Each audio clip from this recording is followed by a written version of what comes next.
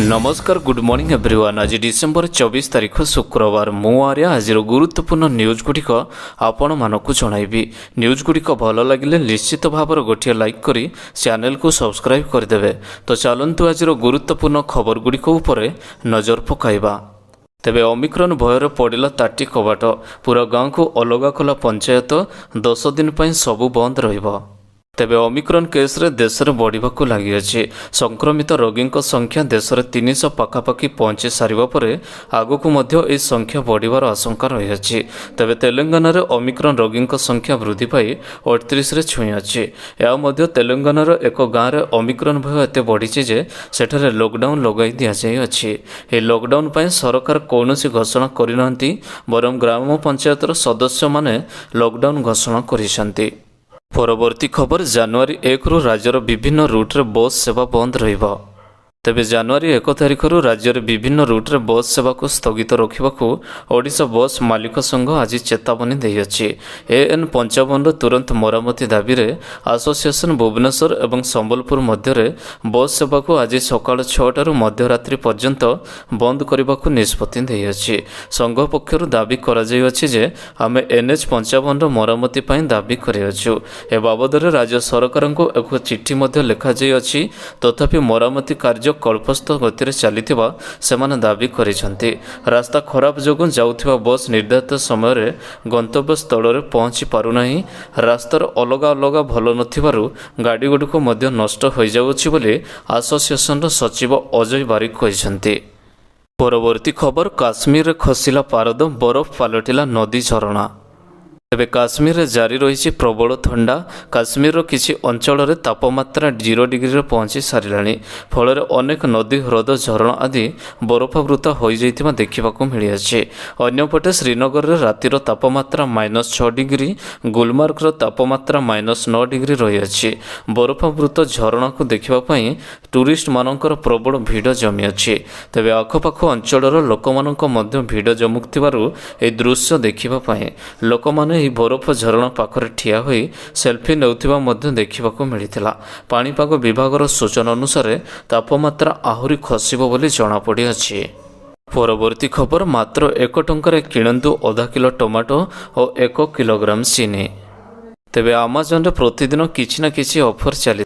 जदि आपण राशन किणवा चाहते तेबे यही ऑफर आपण को अपेक्षा करुअछि। तेबे आज होछि उपयुक्त सुजोग।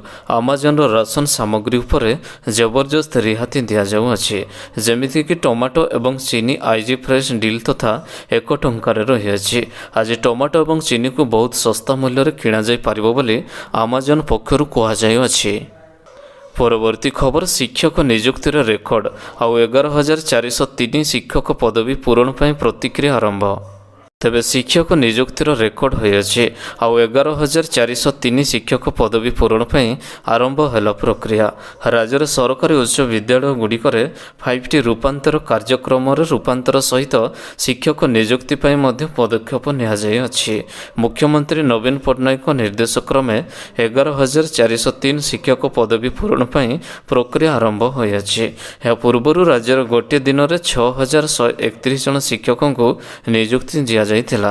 चलित वर्ष प्रथम पर्याय 4,619 जन हिंदी, संस्कृत और क्रीड़ा शिक्षक पदवी पूरण पर अगस्त 13 तारिख एवं द्वितीय पर्याय 6,720 जन टीजा टिक शिक्षक और तेलुगु शिक्षक पर अगस्त 28 तारिख विज्ञापन प्रकाश पाइथिला। तेबे शिक्षकता पर आवश्यक संख्यक प्रार्थी मिलुना।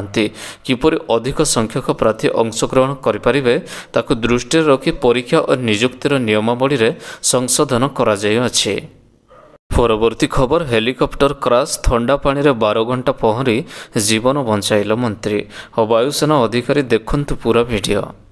तेबे दुनियार प्रतिदिन किसी न किसी दुर्घटना मामला सामना को आसुछि।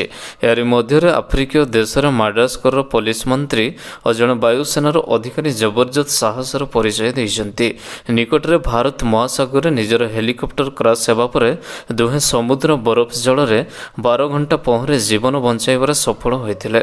अधिकारी कहवा मुताबक देशर उत्तर पूर्व उपकूल एक यात्री जहाज बुड़ीजिबा परे सोमवार उद्धार कार्य 57 वर्षीय ପୋଲିସ ମନ୍ତ୍ରୀ ସର୍ଜୋ ଗେଲ୍ ଓ ମୁଖ୍ୟ ୱାରେଣ୍ଟ ଜିମି ଲୌଟର ଦୁର୍ଘଟଣା ଉପରେ ପହଞ୍ଚି ପହଁରି ପହଁରି ଅଲଗା ସମୟରେ ମାମ୍ବେ କୂଳରେ ପହଞ୍ଚି ଯାଇଥିଲେ। ପରବର୍ତ୍ତୀ ଖବର, ଓବିସିଙ୍କୁ ସଂରକ୍ଷଣ ଦେବା ପାଇଁ ସୁପ୍ରିମକୋର୍ଟ ମନା କରିଛନ୍ତି। ତେବେ ପଞ୍ଚାୟତ ନିର୍ବାଚନ ପରେ ଓବିସିଙ୍କ ପାଇଁ ସଂରକ୍ଷଣ ରଖାନଯିବା ପ୍ରସଙ୍ଗରେ ପ୍ରତିକ୍ରିୟା ରଖିଲେ ମନ୍ତ୍ରୀ ପ୍ରତାପ ଜେନା। ଓବିସିଙ୍କୁ ଅଗ୍ରାଧିକାର ଦେଇ ପ୍ରାର୍ଥୀ ଚୟନ ହେବେ କହିଲେ ମନ୍ତ୍ରୀ। କୋର୍ଟ ରାୟ ନେଇ ପଞ୍ଚାୟତ ମନ୍ତ୍ରୀ ପ୍ରତାପ ଜେନା ଏଭଳି ପ୍ରତିକ୍ରିୟା ରଖିଛନ୍ତି। ସେ କହିଛନ୍ତି, ଓବିସିଙ୍କ ପାଇଁ ନିର୍ଦ୍ଦିଷ୍ଟ ଭାବେ ସଂରକ୍ଷଣ ରଖାନଯିବାକୁ ସୁପ୍ରିମକୋର୍ଟଙ୍କ ନିର୍ଦ୍ଦେଶ ରହିଅଛି। ତେଣୁ କୋର୍ଟଙ୍କ ନିର୍ଦ୍ଦେଶ ଆଧାରରେ ଓବିସିଙ୍କ ପାଇଁ କୌଣସି ସଂରକ୍ଷଣ ରହିପାରିବ ନାହିଁ। ତେବେ ପ୍ରାର୍ଥୀ ଚୟନ ବେଳେ ଓବିସିଙ୍କୁ ଅଗ୍ରାଧିକାର ଦେଇ ପ୍ରାର୍ଥୀ ଦିଆଯିବ ବୋଲି କହିଛନ୍ତି ମନ୍ତ୍ରୀ ପ୍ରତାପ ଜେନା। ପରବର୍ତ୍ତୀ ଖବର, କରୋନାର ନୂଆ ଭାରିଏଣ୍ଟ ଓମିକ୍ରନ୍କୁ ନେଇ ବିଶ୍ୱବ୍ୟାପୀ ଚିନ୍ତାର ବିଷୟ। ପରବର୍ତ୍ତୀ ଖବର, ଖୁସି ଖବର, ଆସିଲା କରୋନାର ଔଷଧ। ତେବେ କରୋନାର ନୂଆ ଭାରିଏଣ୍ଟ ଓମିକ୍ରନ୍କୁ ନେଇ ବିଶ୍ୱବ୍ୟାପୀ ଚିନ୍ତାର ବିଷୟ। ବ୍ରିଟେନ୍, ଆମେରିକା, ଇସ୍ରାଏଲ୍ ସମେତ ଅନେକ ଦେଶରେ ଓମିକ୍ରନ୍ ମାମଲା ବୃଦ୍ଧି ପାଉଅଛି। ତେବେ ଭାରତରେ ମଧ୍ୟ କରୋନାର ଭାରିଏଣ୍ଟ ଧୀରେ ଧୀରେ ମାଡ଼ି ଆସିଲାଣି। ଏହି ସମୟକ୍ରମେ ଆମେରିକାରୁ ଏକ ଖୁସି ଖବର ଆସିଅଛି। କରୋନାର ଔଷଧ ପ୍ୟାକ୍ସଲୋଭିଡ୍ ଜରୁରୀକାଳୀନ ବ୍ୟବହାର ପାଇଁ ଅନୁମୋଦନ ଲାଭ କରିଅଛି। ତେବେ ଏହି ଔଷଧ ଖାଇବା ପରେ ରୋଗୀଙ୍କୁ ଡାକ୍ତରଖାନାରେ ଭର୍ତ୍ତି କରାଯିବା ଏବଂ ମୃତ୍ୟୁର ସମ୍ଭାବନା ବହୁତ କମିଯିବ ବୋଲି ଦାବି କରାଯାଇଅଛି। ଆମେରିକା ଫାର୍ମା କମ୍ପାନୀ ଫାଇଜର ଦ୍ୱାରା ପ୍ରସ୍ତୁତ ହୋଇଅଛି ଏହି ପ୍ରଥମ କୋଭିଡ୍ ବଟିକା ପାକ୍ସଲୋଭ୍ କୋଭିଡ୍। କରୋନା ମହାମାରୀରୁ ଏହା ସୁରକ୍ଷା ଦେବ। ଏହି antiviral tablet pharma company Pfizer ପ୍ରସ୍ତୁତ କରିଥିବା ଆଣ୍ଟିଭାଇରାଲ କରୋନା ବଟିକା ପାକ୍ସଲୋଭିଡ୍କୁ America food and drugs administration ଅନୁମତି ଦେଇଅଛି। ପରବର୍ତ୍ତୀ ଖବର, ଦେଶରେ 300 ପାର କଲା ଓମିକ୍ରନ୍ ଆକ୍ରାନ୍ତଙ୍କ ସଂଖ୍ୟା। ତେବେ ଦେଶରେ ହୁ ହୁ ହୋଇ ବଢ଼ି ଚାଲିଛି ଓମିକ୍ରନ୍ ଆକ୍ରାନ୍ତ ହେଉଥିବା ଲୋକଙ୍କ ସଂଖ୍ୟା। ସ୍ଥିତି ଏପରି ହୋଇଅଛି ଯେ ଆଜି ସନ୍ଧ୍ୟା ସୁଦ୍ଧା ଭାରତରେ ଓମିକ୍ରନ୍ ଆକ୍ରାନ୍ତଙ୍କ ସଂଖ୍ୟା 300 ପାର କରାଯାଇଅଛି। ସ୍ୱାସ୍ଥ୍ୟ ମନ୍ତ୍ରାଳୟ ଆଜି ସକାଳ ସୁଦ୍ଧା 236 ଜଣ ଶରୀରକୁ ଓମିକ୍ରନ୍ ଭାରିଏଣ୍ଟ ଠାବ ହୋଇଥିବା କହିଥିଲା। ହେଲେ ଏହାପରେ ତାମିଲନାଡୁ, କେରଳ, ଗୁଜରାଟ, ମହାରାଷ୍ଟ୍ର, ଓଡ଼ିଶା ଓ କର୍ଣ୍ଣାଟକରେ କିଛି ଲୋକ ଓମିକ୍ରନ୍ରେ ଆକ୍ରାନ୍ତ ହୋଇଥିବା ଜଣାପଡ଼ିଅଛି। ଆସନ୍ତାକାଲି ସ୍ୱାସ୍ଥ୍ୟ ମନ୍ତ୍ରାଳୟ ତାଲିକା ଜାରି କରିବା ପୂର୍ବରୁ ରାଜ୍ୟର ସରକାରମାନେ ଓମିକ୍ରନ୍ ତଥ୍ୟ କେନ୍ଦ୍ରକୁ ପଠାଇ ସାରିଛନ୍ତି। ଏହାକୁ ହିସାବ କଲେ ଦେଶରେ ବର୍ତ୍ତମାନ ସୁଦ୍ଧା ଓମିକ୍ରନ୍ ଆକ୍ରାନ୍ତଙ୍କ ସଂଖ୍ୟା 300 ପାର କରିଥିବା ସ୍ପଷ୍ଟ ହୋଇଅଛି। ମନ୍ତ୍ରଣାଳୟ ତଥ୍ୟ ଅନୁଯାୟୀ ମହାରାଷ୍ଟ୍ରରେ ସର୍ବାଧିକ 65 ଜଣ ଓମିକ୍ରନ୍ ଆକ୍ରାନ୍ତ ଚିହ୍ନଟ ହୋଇଥିବା ବେଳେ ଦିଲ୍ଲୀରେ ଏହି ସଂଖ୍ୟା 64ରେ ରହିଅଛି। ରାଜସ୍ଥାନ, ତାମିଲନାଡୁ ଓ ତେଲେଙ୍ଗାନାରେ ମଧ୍ୟ ନିୟମିତ ଓମିକ୍ରନ୍ ଆକ୍ରାନ୍ତଙ୍କ ସଂଖ୍ୟା ବଢ଼ି ଚାଲିଅଛି। ପରବର୍ତ୍ତୀ ଖବର, ବିଜେପିର ମିଶ୍ରଣ ପର୍ବ, ଲକ୍ଷ ଟଙ୍କା ଦାନ କରି ମିଶିଲେ ପ୍ରଧାନ ଶିକ୍ଷକ। ତେବେ ଭଦ୍ରକ ଜିଲ୍ଲା ଭଣ୍ଡାରୀ ପୋଖରୀ ବ୍ଲକ ବିଜେପି ପକ୍ଷରୁ ଡଗରପଡ଼ାଠାରେ କର୍ମୀ ସମ୍ମିଳନୀ ସହ ମିଶ୍ରଣ ପର୍ବର ଜିଲ୍ଲା ସଭାପତି ତଥା ସରପଞ୍ଚ ଜଗବନ୍ଧୁ ଦାସଙ୍କ ଅଧ୍ୟକ୍ଷତାରେ ଅନୁଷ୍ଠିତ ହୋଇଅଛି। ଏହି ଉତ୍ସବରେ ଅବସରପ୍ରାପ୍ତ ପ୍ରଧାନ ଶିକ୍ଷକ ପ୍ରଶାନ୍ତ କୁମାର ସେଠୀ ଦଳକୁ 1 ଲକ୍ଷ ଟଙ୍କା ଦାନ କରି ଦଳର ପ୍ରାଥମିକ ସଦସ୍ୟ ପଦ ଗ୍ରହଣ କରିଛନ୍ତି। ଏଥିରେ ଦଳର ରାଜ୍ୟ ସମ୍ପାଦକ ଅଭିମନ୍ୟୁ ସେଠୀ, ରାଜ୍ୟ କାର୍ଯ୍ୟକାରିଣୀ ସଦସ୍ୟ ବଦ୍ରିନାରାୟଣ ଧଳ, ଜିଲ୍ଲା ସଭାପତି ହେମନ୍ତ ପାଢ଼ୀ, ଜିଲ୍ଲା ସାମ୍ବାଦିକ ତପସ୍ୱିନୀ ମହାପାତ୍ରଙ୍କ ଉପଯୋଗିତାରେ ଆଜି ସେ ପଦ ଗ୍ରହଣ କରିଛନ୍ତି। ପରବର୍ତ୍ତୀ ଖବର, କେନ୍ଦ୍ରମନ୍ତ୍ରୀଙ୍କ ଚେତାବନୀ, ଟ୍ରାଫିକ୍ ନିୟମ ଉଲ୍ଲଂଘନ କଲେ ହେବ ମାମଲା ରୁଜୁ। ଦ୍ରୁତ ଗତି ନେଇ ଆସିବ ନୂଆ ଆଇନ। ତେବେ ଟ୍ରାଫିକ୍ ନିୟମ ଉଲ୍ଲଂଘନକାରୀଙ୍କ କେନ୍ଦ୍ର ସଡ଼କ ଓ ପରିବହନ ମନ୍ତ୍ରୀ ନୀତିନ ଗଡ଼କରୀଙ୍କ ଚେତାବନୀ ଦେଇଛନ୍ତି। ଦ୍ରୁତ ଗତିରେ ଗାଡ଼ି ଚଳାଉଥିବା ଚାଳକମାନଙ୍କ ପାଇଁ କେନ୍ଦ୍ର ସରକାର ଖୁବ୍ ଶୀଘ୍ର ନୂଆ ଆଇନ ଆଣିବାକୁ ଯାଉଛନ୍ତି। ନୂଆ ନିୟମ ମୁତାବକ ଯଦି କୌଣସି ଚାଳକ ଟ୍ରାଫିକ୍ ନିୟମ ଉଲ୍ଲଂଘନ କରେ ତେବେ ତାଙ୍କ ନାମରେ ମାମଲା ରୁଜୁ ହେବ। ଏନେଇ ନିଜେ କେନ୍ଦ୍ର ସଡ଼କ ପରିବହନ ମନ୍ତ୍ରୀ ନୀତିନ ଗଡ଼କରୀ ସୂଚନା ଦେଇଛନ୍ତି। ଗଡ଼କରୀ ଉତ୍ତରପ୍ରଦେଶର ଗାଜିଆବାଦ ସ୍ଥିତ ଡାସନାଠାରେ ଏକ କାର୍ଯ୍ୟକ୍ରମ ଯୋଗ ଦେବା ଅବସରରେ ହାଇୱେ ଓ ଏକ୍ସପ୍ରେସ୍ ଉପରେ ଦ୍ରୁତ ଗତିରେ ଗାଡ଼ି ଚଳାଉଥିବା ଚାଳକମାନଙ୍କ ପାଇଁ କେନ୍ଦ୍ର ସଡ଼କ ଓ ପରିବହନ ବିଭାଗ ଏକ ନୂଆ ଆଇନ ଆଣିବାକୁ ଯାଉଛନ୍ତି। ଯଦି କୌଣସି ଚାଳକ ଟ୍ରାଫିକ୍ ନିୟମ ଉଲ୍ଲଂଘନ କରେ ତେବେ ତାହା ସିସିଟିଭିରେ ରେକର୍ଡ ହେବ ଓ ଏହାର ପ୍ରମାଣ ଭଲ ଭାବେ ଗ୍ରହଣ କରି ଚାଳକ ଓ ଗାଡ଼ି ମାଲିକଙ୍କ ଉପରେ ମାମଲା ରୁଜୁ ହେବ। ପରବର୍ତ୍ତୀ ଖବର, ରାଜ୍ୟସ୍ତରୀୟ ସଡ଼କ ସୁରକ୍ଷା ପରିଷଦ ବୈଠକ ଅନୁଷ୍ଠିତ। ତେବେ ରାଜ୍ୟର ବାଣିଜ୍ୟ ଓ ପରିବହନ ମନ୍ତ୍ରୀ ପଦ୍ମନାଭ ବେହେରାଙ୍କ ଅଧ୍ୟକ୍ଷତାରେ ଲୋକସଭା ଭବନ ସମ୍ମିଳନୀ କକ୍ଷରେ ଆଜି ରାଜ୍ୟସ୍ତରୀୟ ସଡ଼କ ସୁରକ୍ଷା ପରିଷଦ ବୈଠକ ଅନୁଷ୍ଠିତ ହୋଇଛି। ସଡ଼କ ସୁରକ୍ଷା ଆମ ସମସ୍ତଙ୍କ ପାଇଁ ଏକ ଚିନ୍ତାର ବିଷୟ। ବିଶ୍ୱର ଅନ୍ୟ ଦେଶ ତୁଳନାରେ ଆମେ ଦେଶରେ ସର୍ବାଧିକ ସଡ଼କ ଦୁର୍ଘଟଣା ଜନିତ ମୃତ୍ୟୁ ଘଟୁଛି ବୋଲି ମନ୍ତ୍ରୀ ଶ୍ରୀ ବେହେରା ସଡ଼କ ସୁରକ୍ଷା ପରିଷଦ ବୈଠକରେ ମତ ପ୍ରକାଶ କରିଛନ୍ତି। ଆମ ରାଜ୍ୟ ଓଡ଼ିଶାରେ 2020 ମସିହାରେ ମୋଟ 4,738 ଜଣ ବ୍ୟକ୍ତି ସଡ଼କ ଦୁର୍ଘଟଣାରେ ପ୍ରାଣ ହରାଇଥିବା ବେଳେ ପ୍ରାୟ 5,000 ଜଣ ବ୍ୟକ୍ତି ଗୁରୁତର ଭାବେ ଆହତ ହୋଇଛନ୍ତି ବୋଲି ମନ୍ତ୍ରୀ ଶ୍ରୀ ବେହେରା ପ୍ରକାଶ କରିଛନ୍ତି। ପରବର୍ତ୍ତୀ ଖବର, ଚୀନରେ ପୁଣି ଲକଡାଉନ୍, 13 ମିଲିୟନ ଲୋକଙ୍କୁ ଘରେ ରହିବାକୁ ନିର୍ଦ୍ଦେଶ। ତେବେ କରୋନା ଭୂତାଣୁର ନୂଆ ପ୍ରଜାତି ଅମିକ୍ରନ୍ ସାରା ବିଶ୍ୱରେ କାୟା ମେଲାଉଥିବା ବେଳେ ଚୀନରୁ ଆସିଛି ବଡ଼ ଖବର। କରୋନାର ଉପସ୍ଥିତି ସ୍ଥାନରେ ଚୀନର ପୁଣି ଥରେ ଲକଡାଉନ୍ ଘୋଷଣା କରିଛନ୍ତି ରାଷ୍ଟ୍ରପତି ସି ଜିନପିଙ୍ଗ। ଚୀନର ସହ ସିଆନାରେ ଲକଡାଉନ୍ କଟକଣା ଜାରି କରାଯାଇଅଛି। 127 ଜଣ କୋଭିଡ୍ ପଜିଟିଭ୍ ଚିହ୍ନଟ ପରେ ପଦକ୍ଷେପ ଗ୍ରହଣ କରିଛନ୍ତି ଚୀନର ରାଷ୍ଟ୍ରପତି।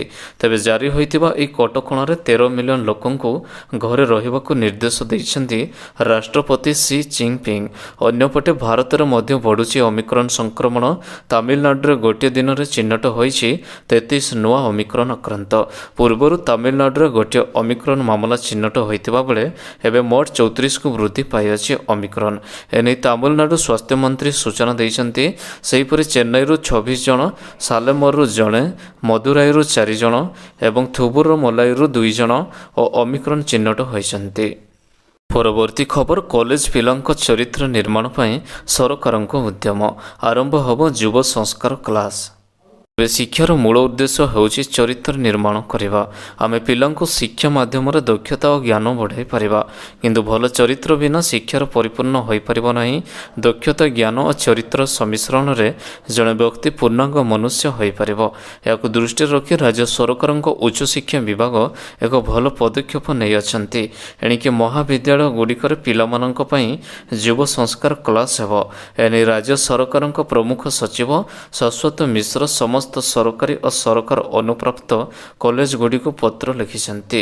ଯୁବ ସଂସ୍କାର କ୍ଲାସ ପାଇଁ କଲେଜଗୁଡ଼ିକର ସ୍ୱତନ୍ତ୍ର କୋଠରୀ ପ୍ରସ୍ତୁତ କରାଯିବ ବୋଲି ଜଣାପଡ଼ିଅଛି। ପରବର୍ତ୍ତୀ ଖବର, ରାଜ୍ୟରେ ନାହିଁ ଅମିକ୍ରନ୍, ଲାଗୁ ହେଲା ନାଇଟ୍ କର୍ଫ୍ୟୁ। ତେବେ ସାରା ବିଶ୍ୱରେ ଦିନକୁ ଦିନ ହୁ ହୋଇ ବଢ଼ିବାରେ ଲାଗିଛି ଅମିକ୍ରନ୍ ଆକ୍ରାନ୍ତଙ୍କ ସଂଖ୍ୟା। ଭାରତରେ ମଧ୍ୟ ଅମିକ୍ରନ୍ ମାମଲା ବଢ଼ିବାରେ ଲାଗିଅଛି। ତେବେ ଭାରତରେ 300 ପାର କରିଅଛି ଅମିକ୍ରନ୍ ଆକ୍ରାନ୍ତଙ୍କ ସଂଖ୍ୟା। ଦେଶରେ ଅମିକ୍ରନ୍ ଆକ୍ରାନ୍ତଙ୍କ ସଂଖ୍ୟା ବଢ଼ୁଥିବା ଦେଖି ମଧ୍ୟପ୍ରଦେଶରେ ଲାଗୁ ହେଲା ନାଇଟ୍ କର୍ଫ୍ୟୁ। ମଧ୍ୟପ୍ରଦେଶର ରାତି 11ଟାରୁ ସକାଳ 5ଟା ପର୍ଯ୍ୟନ୍ତ ଜାରି ରହିବ ନାଇଟ୍ କର୍ଫ୍ୟୁ। ଅମିକ୍ରନ୍ର ସମ୍ଭାବ୍ୟ ଲହରକୁ ଦେଖି ପ୍ରଥମ ରାଜ୍ୟ ଭାବରେ ମଧ୍ୟପ୍ରଦେଶ ଲାଗୁ କରିଛି ନାଇଟ୍ କର୍ଫ୍ୟୁ।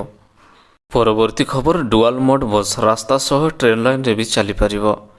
ତେବେ ବିଶ୍ୱର ପ୍ରଥମ ଡୁଆଲ ମୋଡ୍ ବସ୍ ବା ଟ୍ରେନ୍ ସେବା ବଡ଼ଦିନରୁ ଜାପାନରେ ଆରମ୍ଭ ହେବାକୁ ଯାଉଅଛି। ଡୁଆଲ ମୋଡ୍ ବିଶିଷ୍ଟ ଏହି ବାହନ ପିଚୁ ରାସ୍ତା ସହ ଟ୍ରେନ୍ ଲାଇନ୍ରେ ମଧ୍ୟ ଗଡ଼ିପାରିବ। ଜାପାନ ସିକୋଲରେ ଏହା ଆରମ୍ଭ ହେବାକୁ ଯାଉଅଛି। ଟୋକୁସିମା ପ୍ରାନ୍ତରୁ କୁହାଯାଇଅଛି ଯେ ଡିସେମ୍ବର 25 ବଡ଼ଦିନଠାରୁ ଏହି ଡୁଆଲ ସେବା ଆରମ୍ଭ କରାଯିବ। ପରିବହନ, ଭିତ୍ତିଭୂମି ଓ ପର୍ଯ୍ୟଟନ ମନ୍ତ୍ରାଳୟ ପକ୍ଷରୁ ଏଥିପାଇଁ ସୁରକ୍ଷା କ୍ଲିୟରାନ୍ସ ମିଳିସାରିଅଛି। 50 କିମିର ଏହି ଡୁଆଲ ବସ୍ ଓ ଟ୍ରେନ୍ ସେବା ଟୋକୁସିମା ପ୍ରାନ୍ତର କାୟାରୁ କୋଚି ପ୍ରାନ୍ତ ପର୍ଯ୍ୟନ୍ତ ଚାଲିବ। ଏହି ଡୁଆଲ ସେବାର 10 କିଲୋମିଟର ଟ୍ରେନ୍ ଲାଇନ୍ ରହିଥିବା ବେଳେ 40 କିମି ସଡ଼କ ପଥ ରହିଅଛି। ଅର୍ଥାତ୍ ବସ୍ଟି 10 କିଲୋମିଟର ଟ୍ରେନ୍ ଲାଇନ୍ରେ ଚାଲିବ।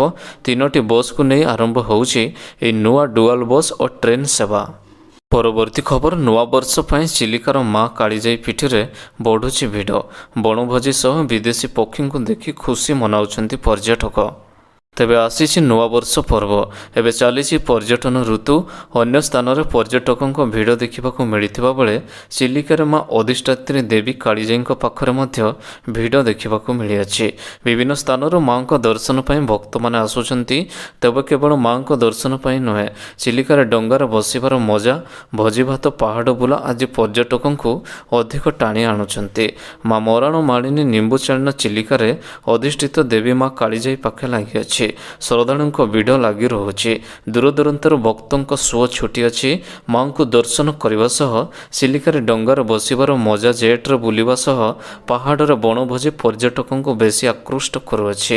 ବଣରେ ରୋଷେଇ କରି ଖାଇବାର ମଜା ସବୁଠାରୁ ଟିକେ ନିଆରା ରହିଥାଏ।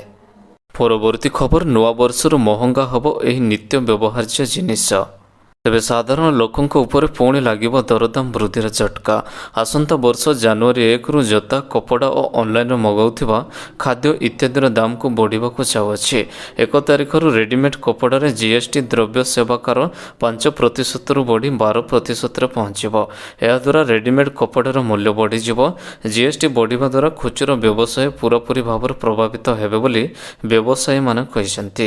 ରେଡିମେଡ୍ ବ୍ୟବସାୟ କରୁଥିବା ବ୍ୟବସାୟୀମାନେ ଜିଏସ୍ଟି ବୃଦ୍ଧିକୁ ବିରୋଧ କରିଛନ୍ତି, କିନ୍ତୁ ସରକାର ନିଜର ନିଷ୍ପତ୍ତିକୁ ବଦଳାଇବେ ନାହିଁ ବୋଲି ଜଣାପଡ଼ିଅଛି।